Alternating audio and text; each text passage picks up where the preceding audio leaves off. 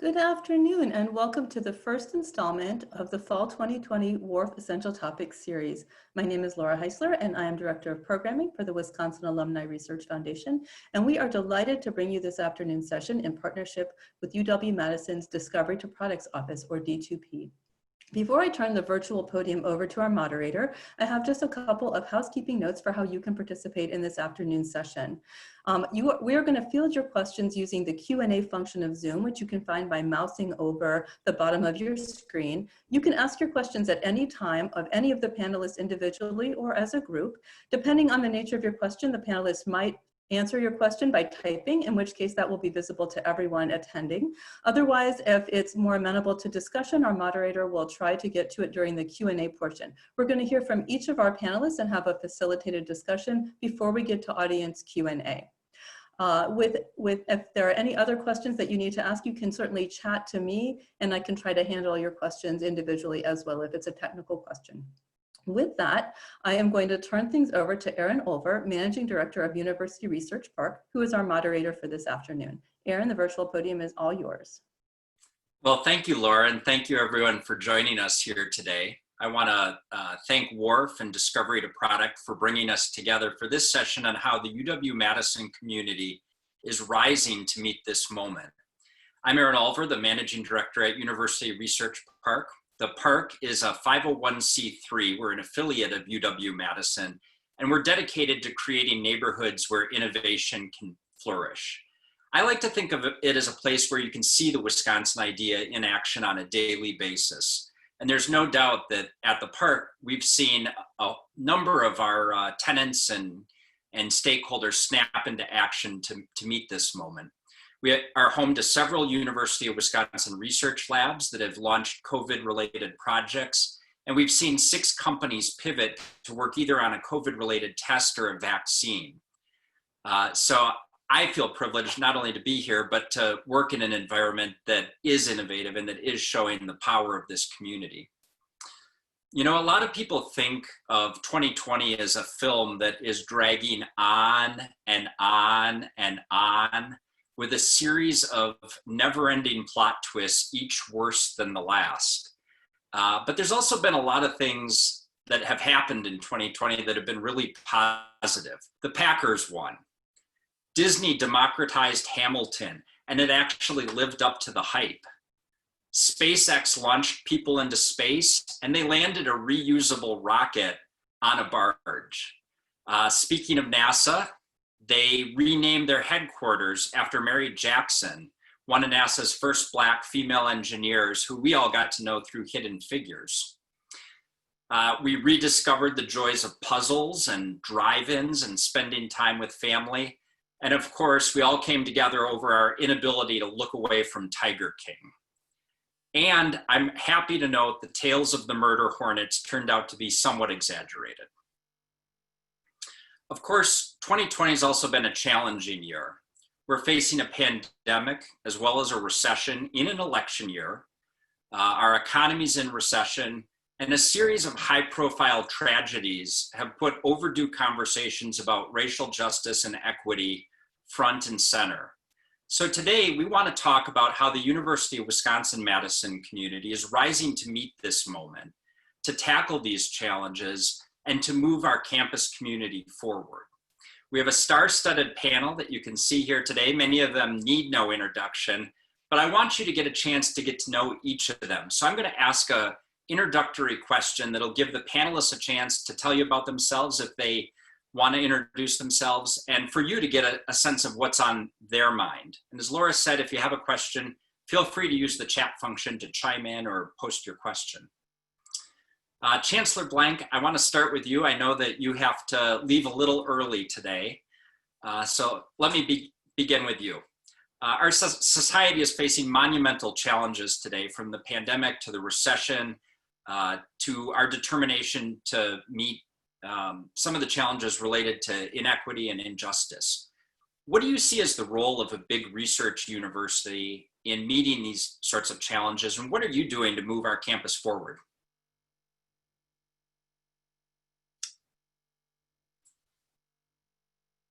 Oh, Chancellor, I think you're still on mute.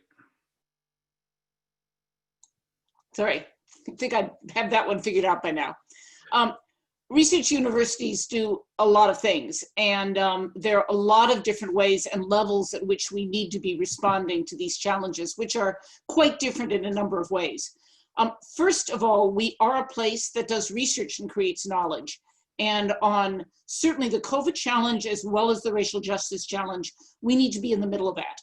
I think we've had something like 400 some applications that have gone in for funding for COVID-related projects, everything from medical projects about vaccines and treatments to social science projects about the impact of COVID on different communities. So, you know, we're really, my understanding is we're one of the top universities in the country for the number of COVID-related grants that we've received so far. On the racial justice side, we also have a very long history of having some absolutely superb scholars who work on issues of racial equity, of income inequality, of diversity, of inclusion, ranging from the social work school to the psych department, to our Institute for Research on Poverty, to a whole range of other people. And that work of knowledge creation is deeply important because that's what's going to drive what people are talking about 5, 10, and 20 years down the road and where we've gotten on these issues. Of course, that's also deeply related to teaching our students and preparing the next generation to work on this as well. And you know, those faculty and those researchers are also teachers and professors and mentors, and working with younger people to help them understand these issues and understand what we know, what we don't know, what we need to know, how we can think in new ways about some of this, you know, whether it's a medical pandemic or whether it is a social pandemic, are both important. But, you know, beyond that, we're also a very big institution, and we have to internally figure out what we are doing on this front. On the COVID front, we have redone every single phase of our operations. We're doing almost everything differently to be safer and healthier when people come to campus. On the racial justice front, of course, the whole question is, how do we as a large and predominantly white institution respond as an institution to this? And have to be asking ourselves some hard questions, doing training, doing discussions, and figuring out how that training and discussion translates into action and change. And that's deeply important, particularly at this moment in time. I think we have an opportunity to engage a much larger group in the community around that conversation, given what we've seen over this summer. And then, you know, the last thing I just mentioned is, of course, outreach. The Wisconsin idea is also central to what we do. And not only do we have to be doing all these things inside the organization, we have to be bringing them outside the organization, working in the community, whether it's through the extension program or whether it's through many of our faculty and students who go out in a whole variety of different projects and bring the knowledge and the conversations and listen, and in turn bring that listening back with new questions and new realizations to the university. So it's a long answer, but it's a complex question.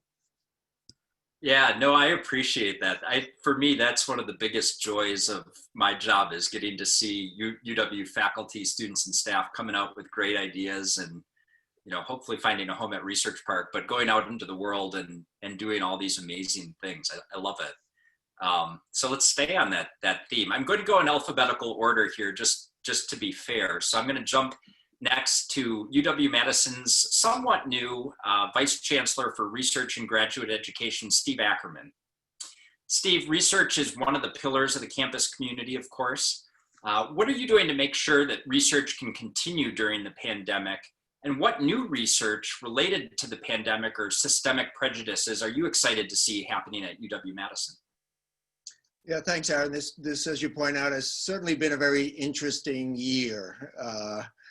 And as you point out, yeah, I think it was on my first, maybe my second day on this job officially was when we decided to move people off campus.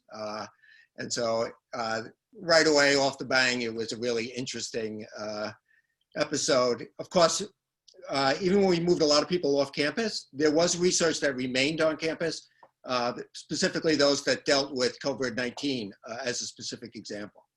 And then after that, we were looking at getting research back onto campus. And of course, first and foremost, we wanted to increase research on campus by doing that safely and following appropriate practices that would minimize the risk of transmission, because this is a very deadly disease, as we're learning. So we have worked closely with the Associate Deans for Research on how to bring research back onto campus and to keep it going. I do want to say that it never stopped going, even after a lot of people went home. As an example, just to demonstrate that people were working, in the last quarter of this year, so July, August, September, there were 300 more proposals submitted than any of the previous 5 years. So even though people were on kitchen counters, dining room tables, they were working. And as the Chancellor indicated, they paid off. We had 50 new research grants awarded dealing with COVID-19 directly, totaling more than $29 million. So it's really paid off. Having said that, of course, we recognize that some research under current conditions, under COVID-19, just cannot be done. International travel, any research that involves that, is certainly impacted. Field programs that are sponsored by a number of national funding agencies have also been canceled. Any research that required face-to-face collaborations or working together has also been very limited in the amount of time that they can work together and the distances that they can be.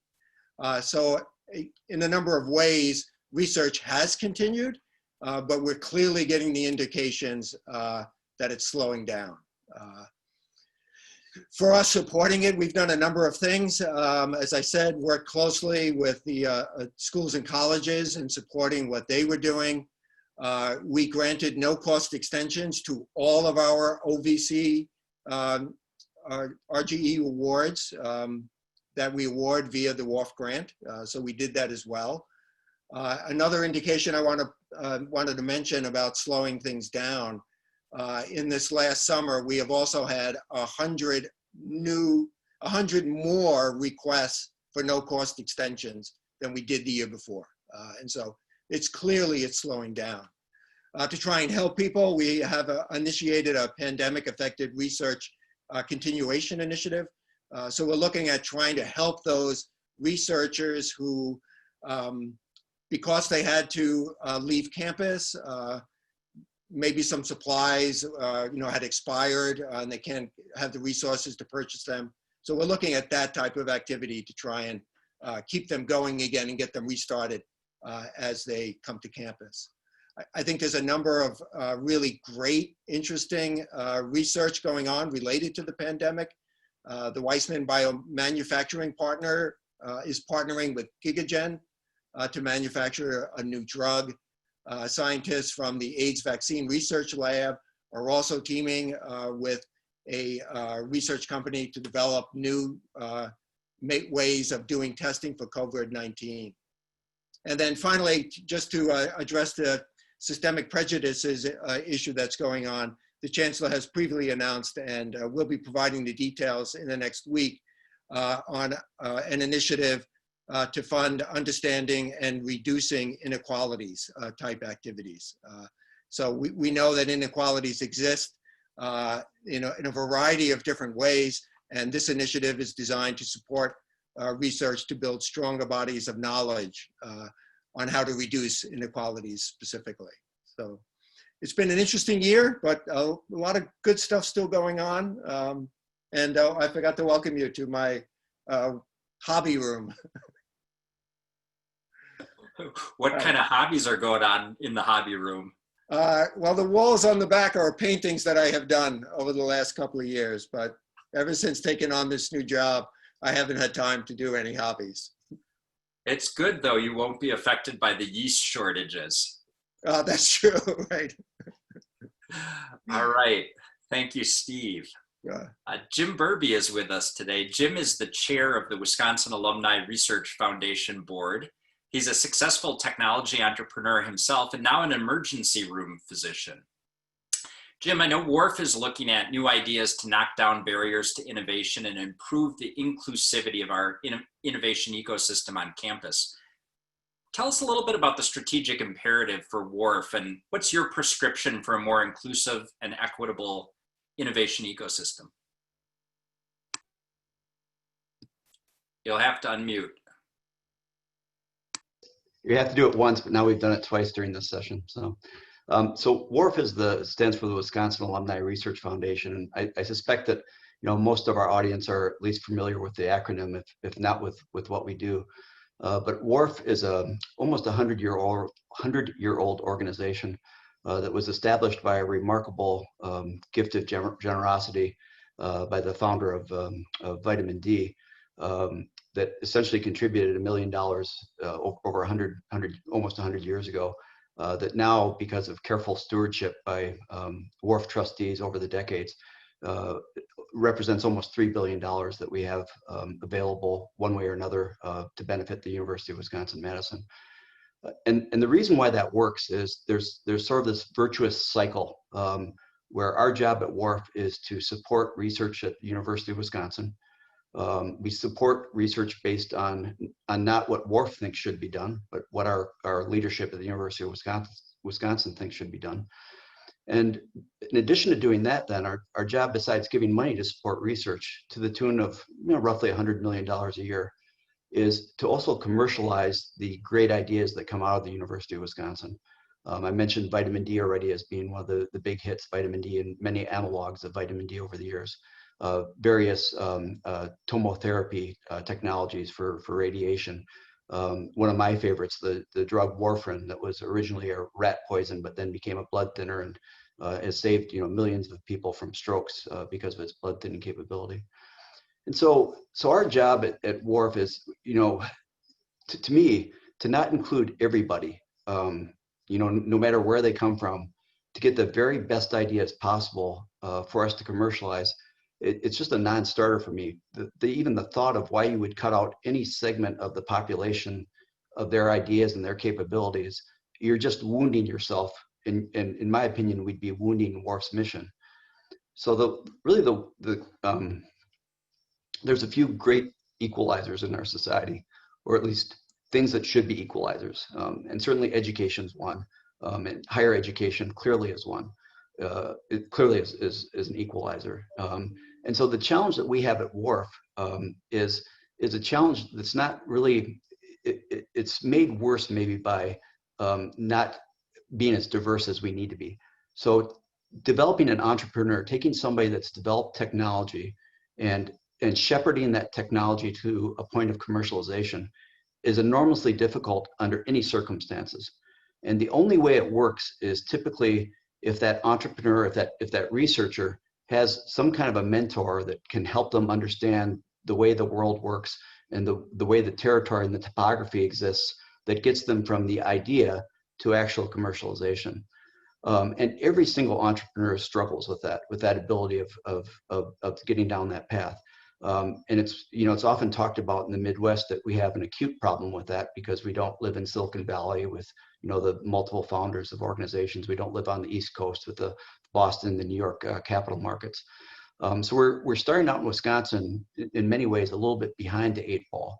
And then when you add the diversity element to it, it makes it even worse. And the reason it makes it worse is because, again, that challenge of mentorship. And I'm not suggesting at all that that's unique to the entrepreneurial world, but it certainly is acute in our world. And so, the question then is what do we do about it? And in my opinion, it really starts with diversity, at the very highest levels, right? So at the board of trustees of WARF, we take a hard look at, what is the level of diversity on that board. And right now you're looking at you're looking at about the least diverse person possible that's speaking to you right now, right? And so the question and the challenge to us is, how do we make sure that the board of trustees of WARF more likely represents the kinds of people that we have that are creating the inventions at the University of Wisconsin that we want to commercialize. And so under Erik's leadership, who's also with us on the call today, we're moving forward with an effort to really take a hard look at ourselves and say, where are there the opportunities for us to increase diversity? How can we support diversity among the entrepreneurs? And what are the activities that we need to do that? But frankly, it really starts with a hard look at what is the leadership and what do we look like, and do we represent what needs to be represented for the university? Thank you, Aaron. Thanks, Jim. Appreciate that. Cheryl Gittens is the Interim Chief Diversity Officer for UW-Madison. Cheryl, this is an unusual way to begin a semester, to say the least. UW-Madison has had some successes, has taken some incoming fire.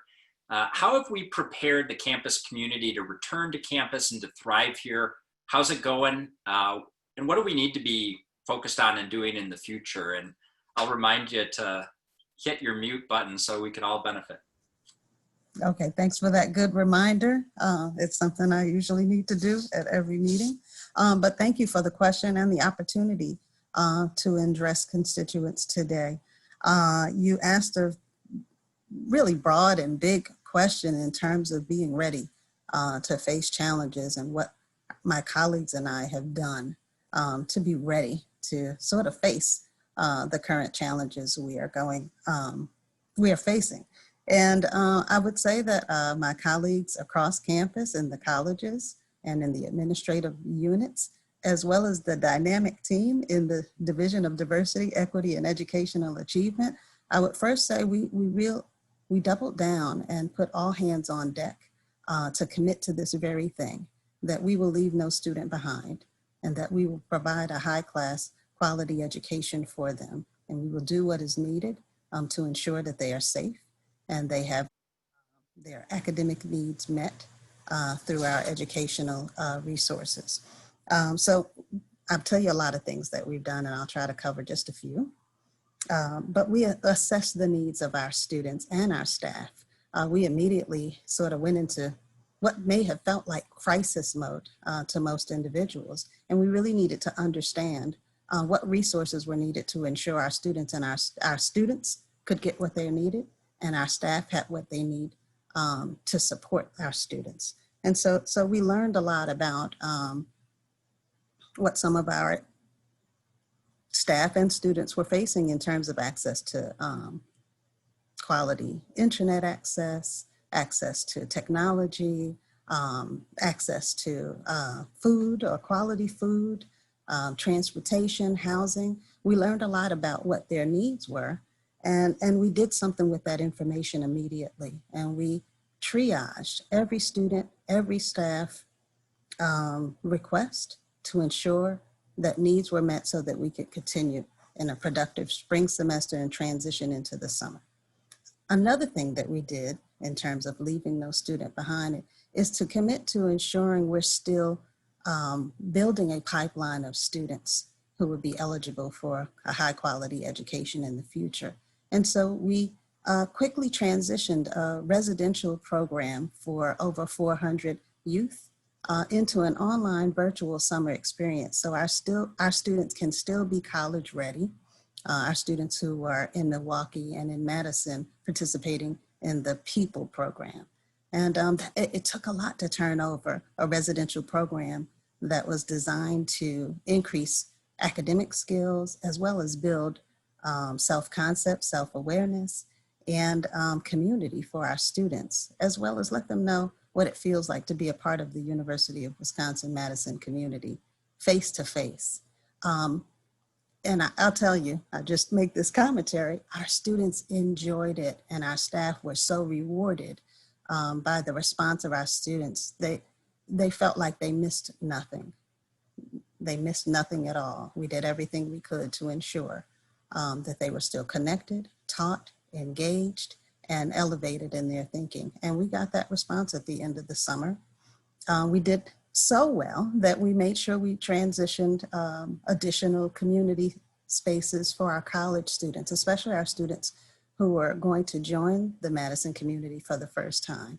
We wanted to be certain our students were bridging to college in a way that would, even though they may be at a distance, that they wouldn't be distant from understanding what it meant to be a Badger.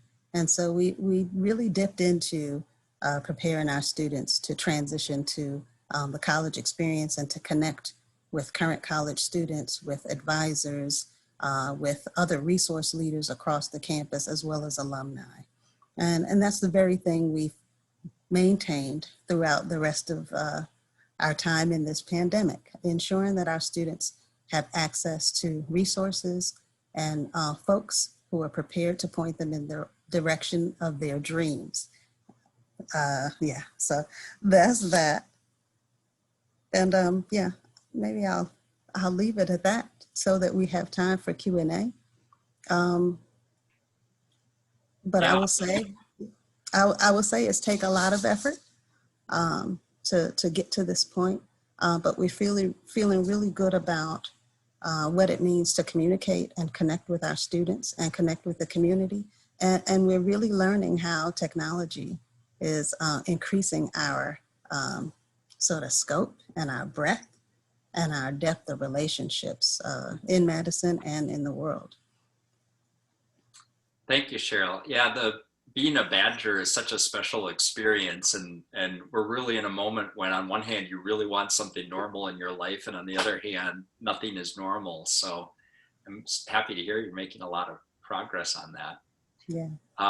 Well, guys, we can all relax now because the Chancellor's dropped off the phone. She had another engagement, so now the fun can really start, right? So I'm going to go to my friend Erik Iverson. Erik is the CEO of WARF.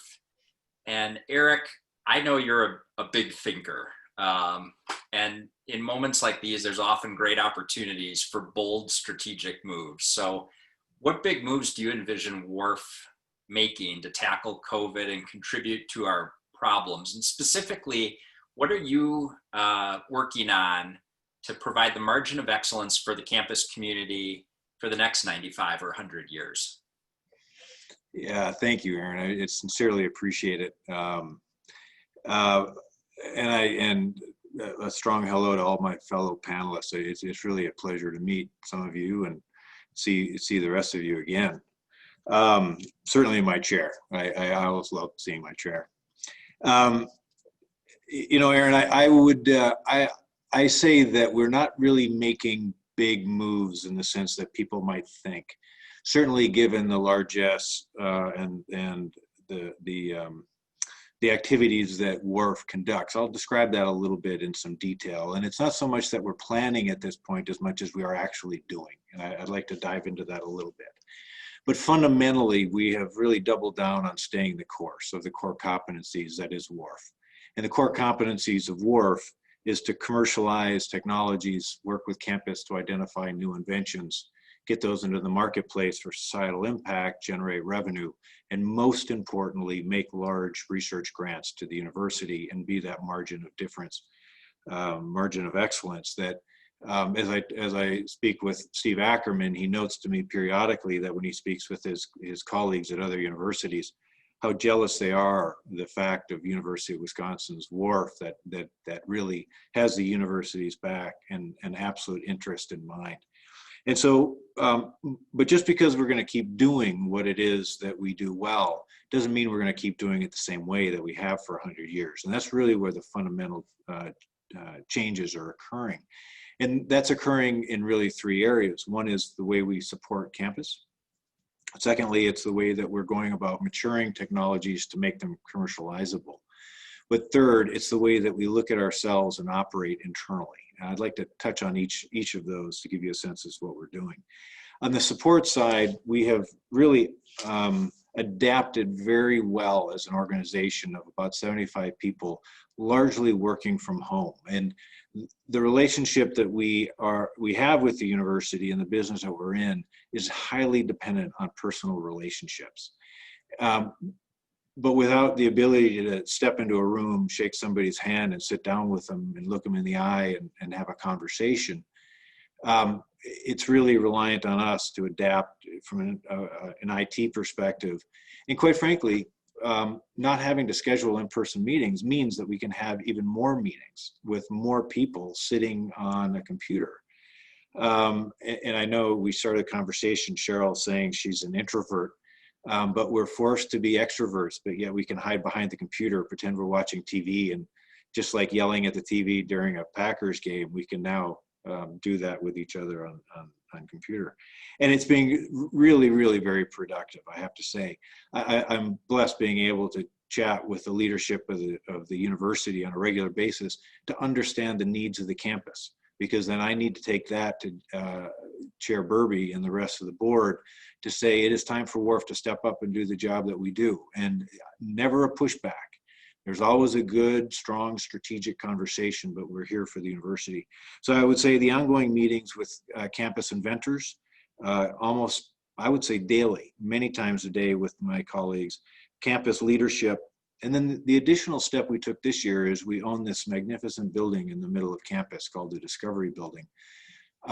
We wound up leasing out the majority of the building to campus, certainly the open part, not of course the Mortgage Institute or WIDS, but certainly the ground floor, to make the space available for campus to teach, because it's important to be able to bring the students together with professors and be able to teach. And so we're making ourselves available to campus. So that's additional ways that we're supporting in this environment. The second area that we're really doing some changes in the commercialization space.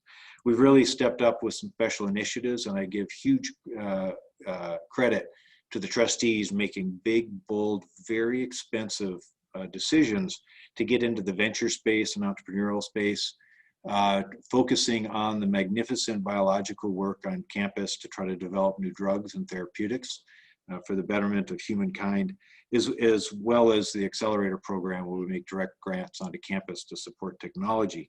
That instills both the bold decisions of trustees, but also an incredibly high sense of responsibility and accountability by WARF staff to carry these out because of the resources we're accountable for.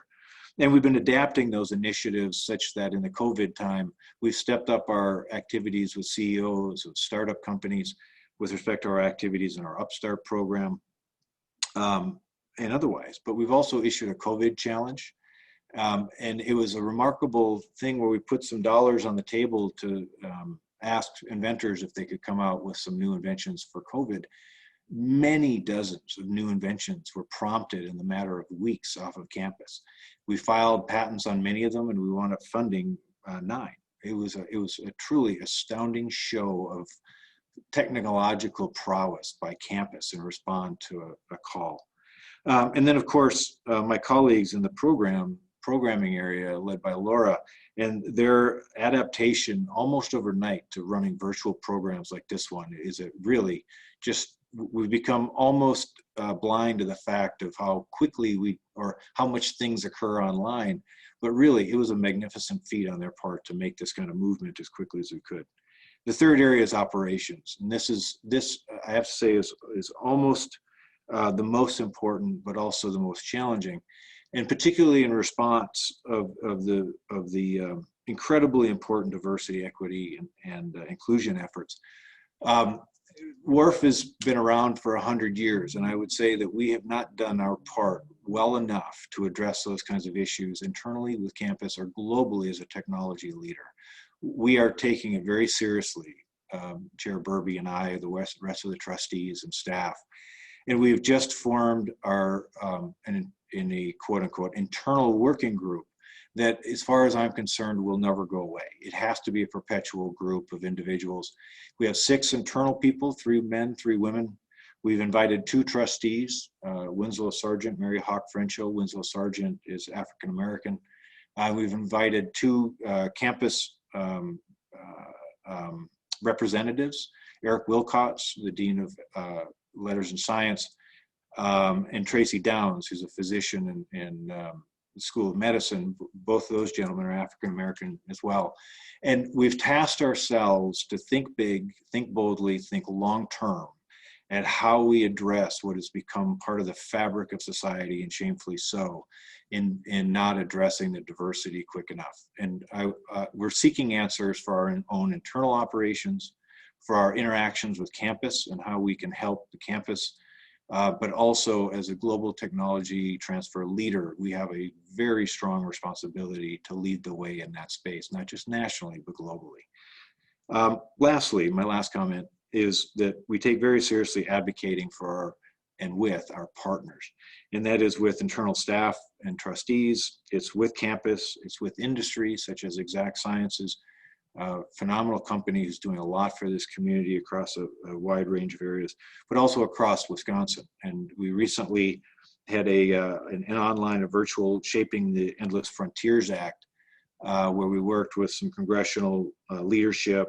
UW researchers and otherwise, to think about how we shape research and activities throughout the state of, throughout this great state of Wisconsin. So Aaron, we're doing a lot of activities. We're constantly looking at ourselves, challenging ourselves to do better. We're making bold steps, but we're maintaining course on our core competencies. Thanks. Great, thank you, Erik, so much.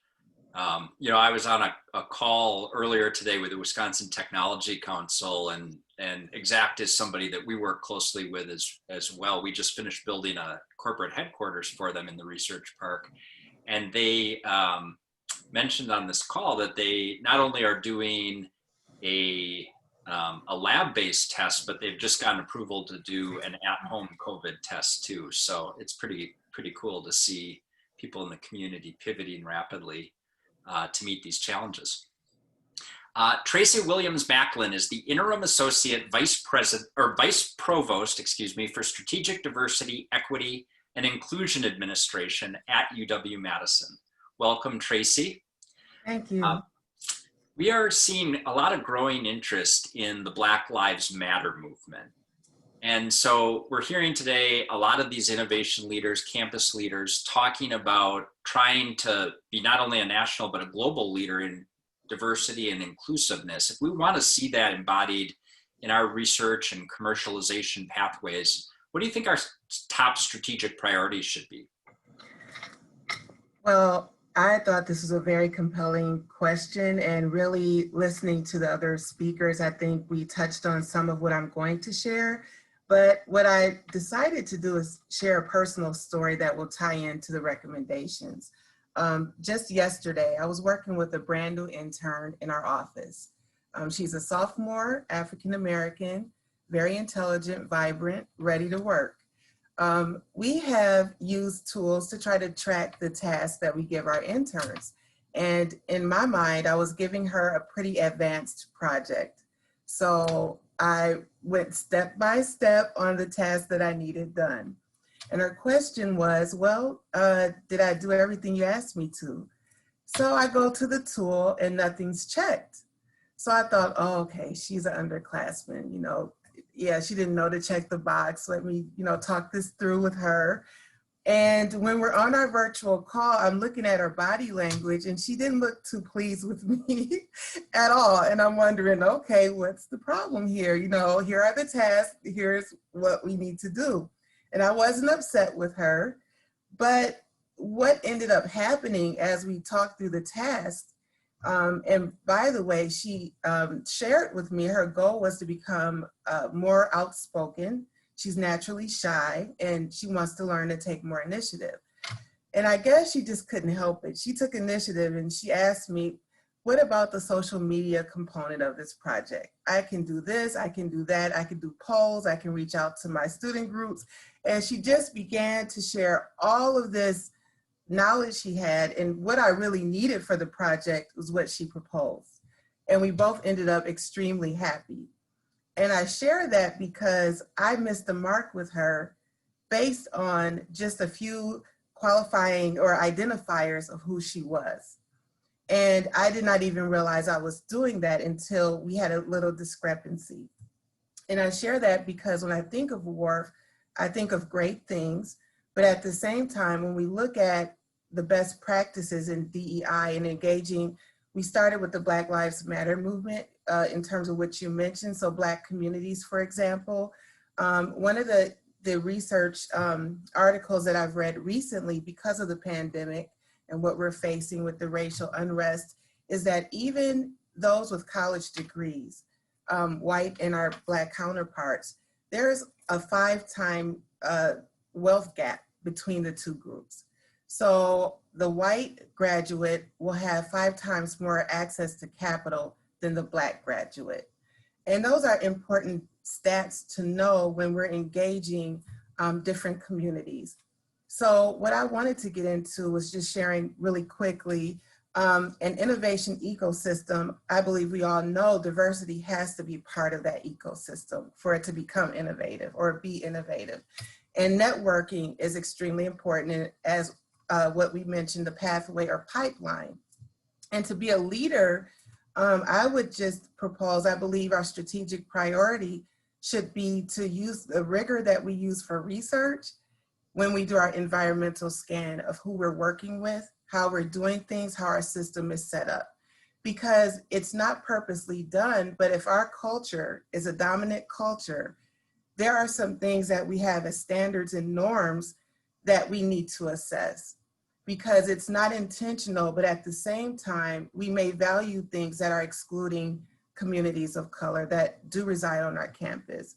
I would also say proximity is important, meaning not events like this are great, but making sure we're in events and in environments where there's no power dynamic, but we're just getting to know each other. There's so much, as you hear the jokes about the golf course, you know, cultural diversity is very important in terms of social engagement. I was really impressed with the group in Chicago, I'm Black in Tech. And the founder actually came to our campus through Laura and D2P, and we all partnered because it's a huge network of Black professionals in technology. And they partner with 1871 in Chicago. And there's just a great synergy there and a lot of innovation coming out of that group. So if we would do more of that on our campus, I think we will see quite a lot of synergy there. And lastly, I would just share that I was really pleased to hear about kind of the work group, because it is a best practice to kind of have like an executive diversity counselor or something to help guide our efforts, because that sustainability will happen over time. And I'll end there because there's more I could share, but. Well, yeah, thank you for that. I mean, it really does seem like there's a great opportunity to do well by doing good, right? Or by doing right. When you see these kind of gaps, on one hand, you've got a chance to make a difference in people's lives and improve equity. But on the other hand, if we're leaving people out and we're not capturing their ideas or their patent disclosures or funding their companies, we have a huge opportunity on the table to just grow the economy as well. So it seems like there's really some win-wins we can plug. Absolutely. Questions are starting to roll in from the audience. And so if you have a question, feel free to put it in chat. There's one from Derek Smith I'm going to get to in just a minute. But before I do that, just to kind of get the conversation flowing here, I'm wondering, you know, if you maybe just reflect together a little bit on if we were really successful at turning this very difficult moment into something really positive, what would that look like 10 years from now for the UW-Madison campus community?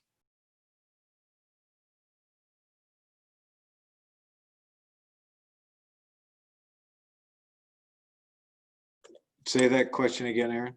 Yeah, I mean, you know, if we were going to try to turn all of the challenges of 2020 and really rise to meet this moment 10 years from now, what would WARF look like? What would research on campus look like? What would the campus environment look like? What would your organizations be doing, and how would they look and feel to people 10 years from now if we were really successful at rising to meet this moment?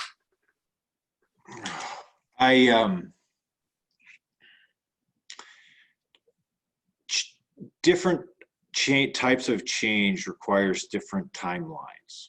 And I think, in other words, we're having very deep and sincere conversations about, for example, just internal at WARF, which is we don't have people of color on staff. We simply don't. And that's wrong. But I don't want to build up a whole bunch of staff for operations purposes just to add people of color, because we're running an enterprise that has a responsibility on how it's operating cost. But I also don't want to lay off a bunch of people so that I can replace them with people of color. That wouldn't be right either. And so there is a strategy that needs to be implemented and put into place through fellowships and hiring practices for the coming 5 to 10 to 15 years in infinitum. But that change of what WARF will look like in its personnel will simply take time. What needs to go much quicker, however, is the way that WARF and the campus and the community exchange ideas and talk with each other and align in principles and strategy, so that there's a better understanding of what each other's needs, incentives, and requirements are, both with respect to the student body, how we can support faculty and graduate students, how we can support research, but how we can support underrepresented researchers, whether it's women or people of color. And I don't think we do a good enough job of a dialogue that's robust, that's transparent, and that's in alignment. That I think we can work on in relatively short order. I think we have good conversations. I think we're all friends, but I think there is something else there that we need to do a better job of. That would be identified again through conversation. So I think in 10 years, it's just a more transparent, diverse, and better understood alignment among the various parties that are so important to each other. So we have a question from Derek Smith, which is kind of related to this. He writes, the persons of color that were mentioned as being on the WARF board are great individuals, but all are already associated with the UW and male. Any thoughts about recruiting people of color, both men and women, within Madison and Dane County, outside UW-Madison, to bring a broader community perspective to WARF? And maybe Jim wants to tackle that as chair of the board, or Erik maybe. Yeah, you know, that's exactly the right perspective to have, and that's exactly the right question to ask. And that's the, you know, just earlier today, we were on a WARF call, and we asked exactly that question.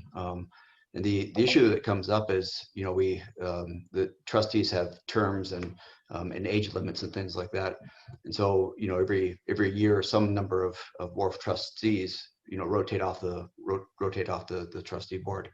And I would say right now, I don't have the exact numbers with me, but we have to be close to half women there. Well, keep me honest on that, Erik. If you can look it up while I'm talking, that'd be great. And that by itself is a vast change from, you know, sort of the good old boys club that WARF was, you know, historically, where, you know, it was, you know, out smoking cigars and drinking whiskey was essentially the, you know, the WARF board meeting. And so we've made strides, and I'm not here to tell you that it's good enough. It's not good enough. And we need to continue to find those diverse people. And diversity, I think you have to broaden the way you think about diversity too. I think there's certainly gender diversity, there's age diversity, there's experience diversity, there's color diversity, there's nationality diversity. And I think all of those things are important. You know, and I'm not downplaying racial diversity, especially at this moment in time. And so that's our job at WARF. And I'm not going to sit here and give excuses like it's hard to find those people. Yeah, it's hard to find those people. But WARF is a pretty darn special place that evokes a ton of passion. One of the things that we do have that we have to obey is, to be a WARF trustee, you have to be a graduate of the University of Wisconsin-Madison. So that narrows down our field a little bit to begin with, because Wisconsin, you know, historically has not been, you know, terribly diverse university, because the state of Wisconsin is not terribly diverse. But again, that's not an excuse. That's, you know, there's plenty of talented people out there, and we have a very, very special place that at WARF that people can be part of, that people want to be part of. And so that's our job, and that's the work that we have to be doing. And you know, I think, you know, you asked Aaron, you know, what's changed this year. I reflect on the fact that we're all having this conference call right now, and we're all completely comfortable with it. If you'd asked me a year ago, I hated video calls, and you wouldn't catch me on one. Now I think I have at least 7 different video capabilities installed on my desktop for whatever meeting I'm on. I love it. I don't get in my car. I don't drive. It's efficient. It's fast. You know, I feel like I can put my arm around Erik and, you know, kind of give him a hug because he's right next to me on the screen. And that's an example, I think, of what 2020 has done to us. I mean, in a very small way, you know, we're very comfortable with video technology, right? And I think similarly, you know, sort of the social unrest that we've had has really elevated people's awareness of, okay, it's not okay anymore, right? You know, how you could be a human being, and seeing some of those videos that we've seen, and not have it affect you, not have it, you know, fundamentally alter the way, you know, that you view what we have to be done, and make you work harder towards, you know, the objective that we all have of being more inclusive. I think 2020 is Aaron, I loved your introductory remarks about this year, but maybe the good parts of it really has shocked all of us into a different place. And I don't get the sense, I think it's different this time, and I don't get the sense that we're going to lose that inertia that we've gotten out of, sort of the terrible things that we've seen this year. Six women, 9 men, 1 African American. Not good enough. Yep. Yeah, but that's the makeup, and we'll have 2 additional trustees that we'll be going out for, I think, in the relatively near term. We're very methodical about it, but Jim and I and the chair of our governance board have committed absolutely on the diversity lens for our approach. I just want to jump in a quick moment, if you don't mind. No, please. Yeah, I'm just thinking about the model we use to increase diversity on our college campus, as an example and as a model. We are very intentional about positioning ourselves in spaces, in places, in school districts, in community centers, in community-based organizations. We are intentional about where we are to open up access for individuals to understand what it would be like to be a part of our institution and what our institution could bring to them, to their lives, to their families, to their generations. And I'm wondering if, WARF could consider following a similar model of being very intentional about the relationships you create in the communities around you, especially internal to the university, but external as well. I could go on about this example, but just this idea of thinking about training, access to resources, just conversations about problem solving. There are people that aren't affiliated with the university that have creative and innovative approaches to addressing world problems in many different ways. Where can we have those kind of conversations around our state for you to understand what opportunities might there be for WARF to connect to diverse populations? Yeah, I could go on. I appreciate that, Cheryl, and I love the comment. I love the question because it resonates directly into the Wisconsin idea, and that is expanding all of that we do into this great state. But we really need to be purposeful in making sure that we touch all people in the state, not just the concepts or the notions. And so I welcome the challenge to determine how to do that. And it's, again, if one of communications, and at the end of the day, it's all about relationships.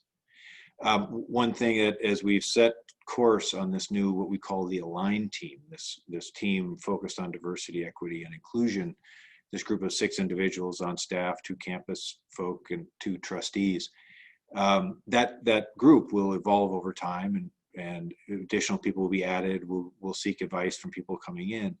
And as much as we, at the first meeting, we listed out the various things that WARF is doing so far, not to pat ourselves on the back, but we need to challenge ourselves as to whether those are the right things or whether we need to double down or supplement.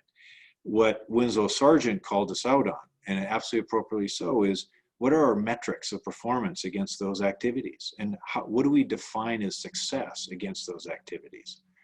And leave it to Winslow Sargent, an entrepreneur and an engineer, to call out those specific concepts, but he was absolutely right. And quite frankly, I'm not sure what the metrics are of any of those given programs.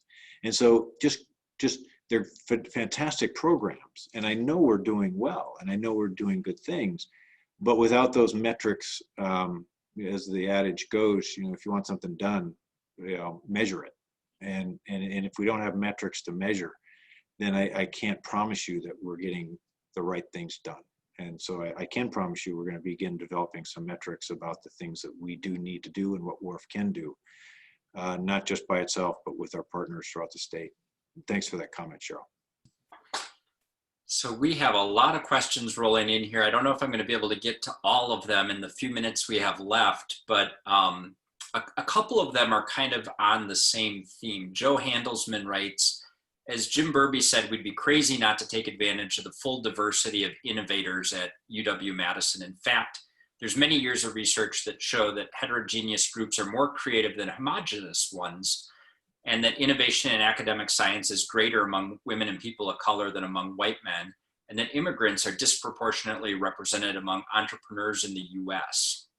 And so this question is kind of about how we can fully engage the diversity of the research community on campus and in places like WARF. And so we have another question that's sort of similar that says, I'm wondering what's been done for faculty of color on campus. We're excited by the number of new hires. I think the Chancellor mentioned yesterday that there was a real wealth of experience that was recruited. I think there were 117 and 85% were people of color.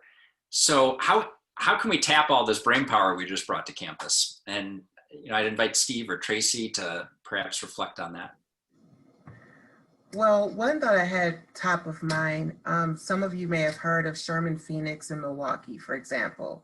It's a new hub with business owners, but the business owners in Sherman Phoenix do not look like WARF entrepreneurs. And the reason I bring that up, there is a woman who is a white woman who's the developer of that, and she partnered with an African-American woman. And there's some real innovation in that partnership to the point where it has had national attention. And that spurred from riots that happened in the inner city of Milwaukee. But I believe those are the type of partnerships we need to have our pulse on that will infuse kind of a different way of getting inside. Because if we are designed or built around a specific concept, it's very difficult to let others in who may view it a little bit different, who may add that innovative value that we need, because they just can't get through the mindset of what does it look like to be a WARF entrepreneur.